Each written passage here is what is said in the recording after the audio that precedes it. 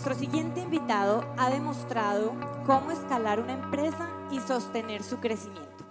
Hoy es CEO de Arturo Calle, una de las marcas más reconocidas del país con presencia internacional. A lo largo de su trayectoria ha liderado procesos de transformación y expansión, multiplicando el valor de compañías y consolidando su entrada a más de 60 mercados, con Estados Unidos como uno de los principales. Su enfoque combina claridad estratégica, disciplina en la ejecución y liderazgo en contextos complejos, especialmente en empresas familiares. Hoy nos comparte su visión con la intervención Escalar y liderar el legado. Recibimos a Esteban González.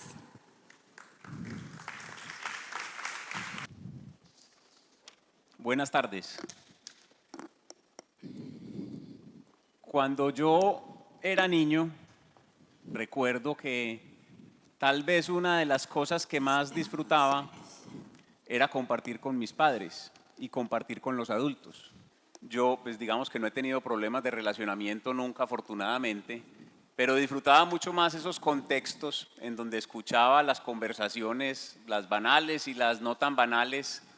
Hablaban de política, hablaban de negocios, echaban chistes, decían dichos. Y era el contexto que yo más disfrutaba, más que estar con mis compañeritos o mis amiguitos. Y recientemente alguien me preguntaba: Esteban, ¿usted qué es lo que mejor hace? Y es de esas preguntas que uno a veces no se ha hecho, y me puse a pensar y encontré que tal vez una de las cosas que yo mejor hago en la vida es escuchar. Y cuando conecté los puntos y me fui un poco más para atrás, entendí que ese contexto de ese niño que está ahí, que soy yo, era el que me había enseñado a mí a escuchar y también a conversar. Y tal vez entonces de ahí viene ese don que tengo por escuchar. De ahí también me quedaron, por ejemplo, algunos dichos de estos viejos, y seguramente ustedes me van a escuchar a lo largo de esta conversación algunos. Y traigo esto a colación porque yo los quiero invitar a que me escuchen y si quieren luego conversemos de lo que vamos a ver aquí, un poco hoy en el contexto de este certamen tan valioso, que por cierto los felicito, admirable lo que están haciendo.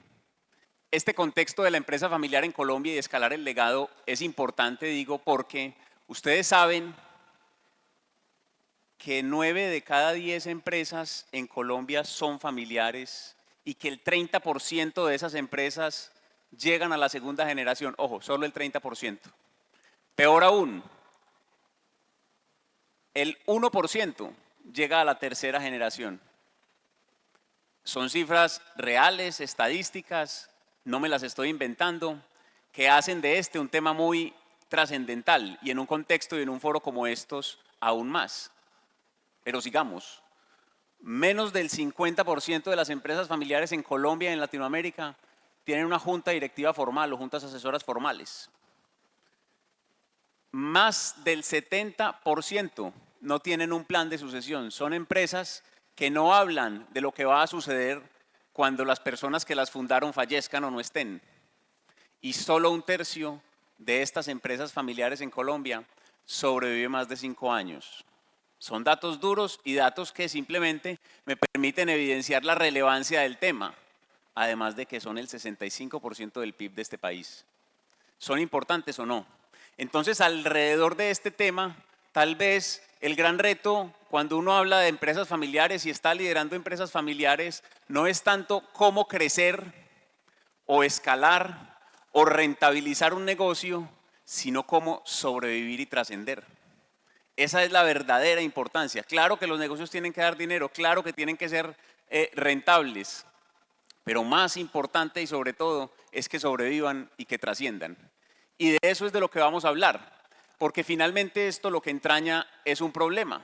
Y el problema es que muchas de estas empresas familiares quieren crecer sin cambiar.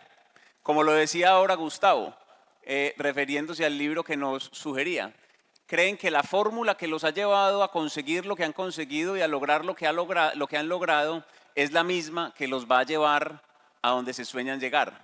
Y resulta que no. Entonces ese es el verdadero problema. Son empresas que quieren crecer, quieren escalar, sobre todo quieren trascender, pero no quieren cambiar. Entonces, una posible solución, no es la única, ha sido para muchas empresas, en Colombia específicamente, el camino de la profesionalización y el camino de llevar un gerente externo a la familia a que lidere la organización, pero no es una solución definitiva.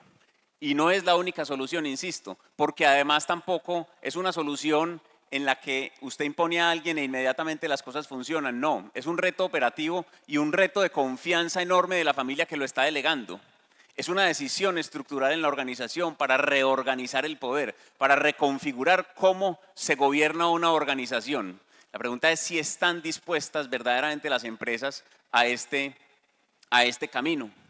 Entonces, fíjense ustedes que si no quieren hacer cosas distintas para lograr resultados diferentes, va a ser muy difícil que este camino de la trascendencia, de que superen esos 5 años y puedan mantenerse, pues los lleve a un buen estadio. Entonces, digamos que yo llevo 20 años trabajando en empresas familiares y por supuesto que no me las sé todas, pero he identificado algunas características semejantes y algunos temas puntuales que luego validándolos con algunos colegas hemos coincidido en muchos de ellos. Y esto no va a ser una receta específica, es tal vez un compendio de algunas cosas que he identificado a lo largo de estos años que pueden funcionar en entornos de empresas que están haciendo la transición de haber sido lideradas por sus fundadores o por las familias a unas administraciones externas, que ha sido mi caso en las 3 últimas experiencias laborales. Y lo primero tiene que ver con la alineación de las expectativas. Ustedes aquí van a escucharme muchas cosas que son de relaciones humanas y de sentido común, más allá de libros de negocios. Y la alineación de las expectativas no tiene nada distinto a lo siguiente, a que ver con lo siguiente, y es, fíjense ustedes, las relaciones humanas en general fallan siempre porque las expectativas no están alineadas, porque yo no tengo claridad de lo que el otro está esperando de mí. Lo mismo sucede en las organizaciones que entregan la administración de sus empresas a terceros. Y esta conversación y esta alineación de expectativas es una alineación que tiene que ser una conversación constante. Las relaciones se construyen en la frecuencia de la conversación, no solo al principio, cuando le dicen al nuevo gerente qué es lo que están esperando de él y cómo van a juzgar si su resultado es positivo o no para la empresa, sino en la conversación constante en la medida en que las personas se vayan pudiendo conocer. Entonces, alinear las expectativas desde el inicio y durante todo el tiempo que va transcurriendo la conversación y la relación entre la familia fundadora y el que llega es fundamental. Otro tema trascendental que hemos identificado en este camino ha sido que muchas veces las personas llegan queriendo cambiar absolutamente todo lo que los fundadores le entregaron y pierde de vista que le entregaron un tesoro, el tesoro que su familia había construido durante tantos años. Entonces la recomendación, o lo que diría yo ahí, la receta es, hombre, no pretenda cambiar todo desde el principio. Nadie está esperando que usted sea Superman. Yo digo, Don Perfecto se murió hace 500 años. Alinee las expectativas. Entienda que si la empresa está en el punto que está, es porque hay una fórmula que la ha hecho ganadora, que probablemente tiene que ser distinta, que habrá que cambiarla para el tema de la trascendencia del que estamos hablando. Pero es fundamental entender que usted no puede cambiar todo desde el inicio, porque tampoco le permitirá generar la confianza que necesita.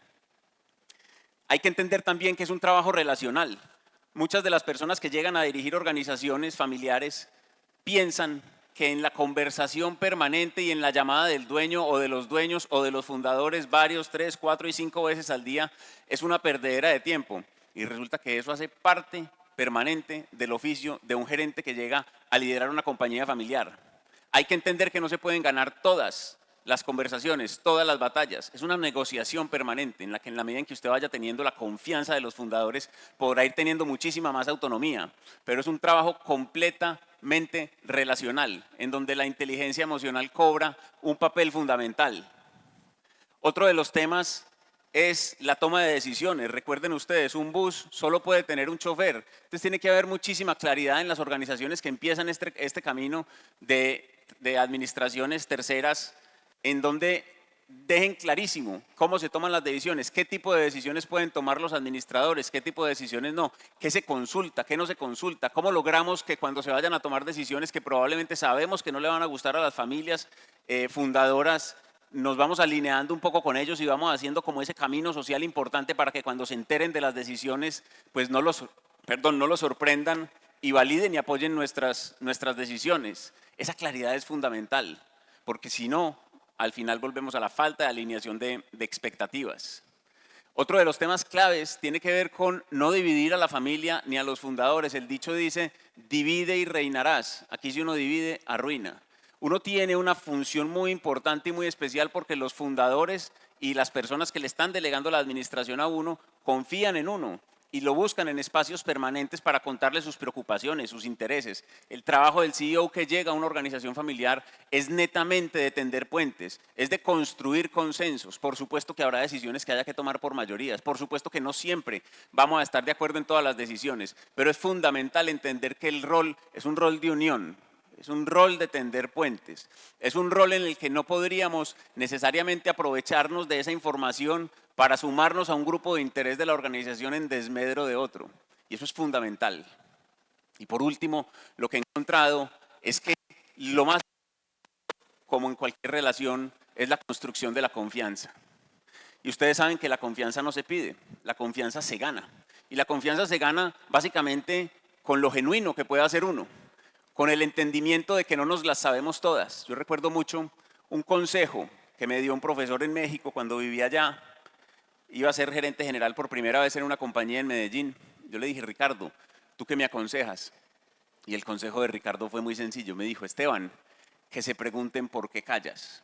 Y cuando yo conecto el consejo de Ricardo con lo que decían por allá mis padres y sus amigos, es lo mismo que el dicho de todos somos amos de nuestro silencio y esclavos de las palabras. Es exactamente lo mismo.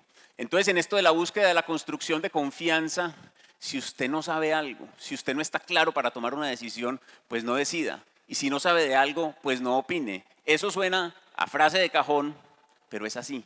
Y resulta que fallamos mucho en esa situación. Ahora, contraintuitivamente, también en la construcción de la confianza es fundamental saber en qué momento se gasta uno el caudal político o la popularidad, porque también tenemos que tomar decisiones que no son fáciles, que son difíciles, que seguramente no van a estar, en las que no van a estar de acuerdo los accionistas o los fundadores, y eso hay que hacerlo, porque también te están contratando para que tomes decisiones. Entonces, finalmente, si ustedes se dan cuenta, son 6 cosas que parecieran muy elementales y que parecieran de un cursillo por ahí de liderazgo relacional y familiar, pero son las que yo he encontrado que más han funcionado en los últimos 20 años en las compañías familiares que he tenido la oportunidad de liderar. Alinear las expectativas, entender que si las cosas están funcionando bien no hay necesidad de cambiarlas inmediatamente, que es un trabajo relacional, que la decisión la toma una sola persona porque un bus solo puede tener un chofer, que es fundamental tender puentes y no dividir a la familia y construir la confianza. Y en ese momento en que usted se tiene la confianza para poder tomar decisiones y que la familia o los fundadores le tienen la confianza, aparece un falso dilema en cuanto al tema del legado y la transformación. Y es, ¿cómo hacemos para preservar lo más bonito del legado, pero a la vez para transformar, entendiendo que el legado es lo que trajo a la organización a donde necesitábamos o a donde queríamos traerla, entendiendo que el legado es aquello que define la cultura de la empresa, pero que la transformación es lo que necesitamos para poder dar el siguiente paso, escalar y trascender? Y entendemos que es un falso dilema porque eso es como con los cirujanos. Los cirujanos cardiovasculares no siempre hacen operaciones de corazón abierto. También le ponen stents, también le dan pastillitas para el colesterol. Es exactamente lo mismo. Usted no pretenda hacer una cirugía de corazón abierto. Entienda qué es lo que hay que conservar de ese legado tan importante y cuáles son esas dosis de transformación que requiere la organización para poder, digamos, comenzar esa trascendencia. Y digamos que yo aquí quisiera mencionar 2 experiencias bien interesantes que tuve la oportunidad de vivir, la primera en Agua Bendita y la segunda en Arturo Calle, alrededor del legado y la transformación. Yo llegué a Agua Bendita en el año 2018, era una compañía que vendía 20.000 millones de pesos, el 70% de sus ventas estaban en Colombia, el 50% de sus ventas eran trajes de baño, y cuando me contratan, en el entorno pues que les mencioné ahora de las expectativas, la conversación que tuve con Mariana y Catalina, las dueñas que están dentro de la compañía, fue, ¿y ustedes qué esperan? Y dentro de muchas de las cosas que me dijeron de lo que esperaban, me dijeron, Esteban, nos queremos internacionalizar, Esteban, queremos dejar de depender de una sola unidad de negocio, Esteban, quisiéramos explorar un nicho de mercado diferente. Y ya tenían un ejercicio de estrategia bien adelantado, entonces al final lo que nos pusimos a hacer fue darle vida a esa estrategia. Pero alrededor del negocio que habían montado Mariana y Catalina en el año 2004, estaba un concepto muy arraigado en su legado y en su ADN, que es todo el concepto de lo artesanal, de lo hecho a mano, de todas estas shakiritas, los canutillos hechos a mano, que en el momento en que empezamos a ejecutar esa estrategia que les menciono y que empezamos a crecer y que empezaron a llegar unas órdenes de compra inmensas a las que nos costaba muchísimo dar abasto, entonces nos enfrentamos con el falso dilema, porque el dilema era, fue madre, si tenemos esta vocación artesanal tan marcada que nos está poniendo una restricción en la cadena de abastecimiento, ¿cómo hacemos para que no perdamos la esencia de lo que nos define, con lo que nacimos, con esas 500 artesanas que teníamos alrededor de la compañía, pero que podamos atender a estos clientes que no esperan fechas? Entonces entendimos básicamente que podíamos conciliar esas dos cosas en lo siguiente. Lo primero era entender que la artesanía no solamente era ese proceso a mano, el canutillo o la shakirita, sino que también teníamos artesanía en una cantidad de artistas que pintaban todas las ilustraciones que luego se imprimían pieza a pieza en los trajes de baño. Y entendimos también que el dilema se podía resolver fundamentalmente en un concepto llamado la pirámide de producto, que es muy socorrido en el tema del mundo de la moda y del mercadeo de retail de moda. Y era entender que había unos productos que sí tenían que ser icónicos, que sí tenían que reflejar ese ADN, pero había otros que podían ser mucho más masivos, en los que podíamos también ser más eficientes en la cadena de abastecimiento. Y de esa manera logramos superar ese falso dilema. El año pasado Agua Bendita cierra en 200.000 millones de pesos, 70% de sus ventas por fuera de Colombia, 50% de sus ventas ya son ropa y 52% de las ventas las hacen en Estados Unidos, es decir, Estados Unidos es hoy más importante que Colombia. Pudimos conciliar esta transformación versus el legado o el ADN. Y el caso de Arturo Calle. El caso de Arturo Calle es un caso también muy bonito. Don Arturo, desde siempre, con la idea de poder hacer accesible la moda a las personas con productos de excelente calidad y precios bajos. Desde hace más de 60 años con eso. Hace 15 años, cuando don Arturo entrega la presidencia de la empresa a su hijo Carlos Arturo entiende y advierte que hay una oportunidad de mercado en un nicho un poco más alto que ese masivo que tenía don Arturo en su visión. Y era un nicho específico para un tipo de trajes que en Colombia en esa época no se conseguía. Unos trajes con unos paños y unas telas europeas que iban a ser un poco más costosos, iban a poder satisfacer la demanda de unos clientes muy específicos. Y se hicieron la pregunta, hombre, si alrededor del ADN y de nuestro legado está todo este tema de poder hacer accesible la moda para todos, esto no nos sacará de ahí. Y entendieron que había forma de conciliarlo, y la forma de conciliarlo fue, hombre, vamos a poder tener una colección especial, una cápsula especial para ese tipo de consumidores, pero al tener esa colección vamos a poder tener toda la información de las mejores casas de moda del mundo y luego con esa información seremos capaces de replicar, sin copiar, de replicar eso para nuestra masa de clientes grandes y seguir manteniendo el ADN que por tantos años hemos querido mantener. Y esa fue la decisión y así lo lograron conciliar también. Y ese fue el caso de una línea que se llamó en su momento European Collection. Entonces, aquí también vivieron el legado versus la transformación y fueron capaces de conciliarlo. Entonces, si ustedes se dan cuenta, alrededor de este tema del legado, de la transformación y de la llegada de una administración externa, pues se tejen muchos mitos y realidades. Pero lo que yo creo es que es un acto de altísima generosidad, es un acto de entregar, es un acto de entender que el verdadero rol del gerente general de una compañía, con independencia de si esta es familiar o no, con independencia de si está en transición o no, es crear el equipo soñado, entendiendo por el equipo soñado aquel que no necesita su líder y entendiendo que aquellas empresas no trascienden porque cambian de líder, sino que trascienden cuando dejan de depender de uno. Muchísimas gracias.